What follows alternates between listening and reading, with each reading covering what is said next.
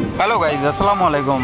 আপনারা সবাই কেমন আছেন? আমি এই মুহূর্তে আছি মালয়েশিয়ার শাহ আলম শহরে। আপনারা দেখতে পারতেছেন শাহ আলমের এই সাইডে প্রজেক্ট চলতেছে, কনস্ট্রাকশন প্রজেক্ট। আর এই সাইডে একটা মসজিদ। আর মালয়েশিয়া এই জায়গায় কাম্পুং বলে, এরকম ঘরবাড়ি যেখানে তাকে কাম্পুং বলে, অর্থাৎ বাংলাদেশি, আমরা বাংলাদেশের ভাষায় যা বলি যে গ্রাম অঞ্চল। মালয়েশিয়ার গ্রাম অথবা শহর বোঝা যায় না, কারণ সব জায়গায় উঁচু উঁচু বিল্ডিং, আর সব জায়গার ঘর বাড়ি মোটামুটি একই রকম। এই জন্য বোঝা যায় না কোনটা গ্রাম আর কোনটা শহর।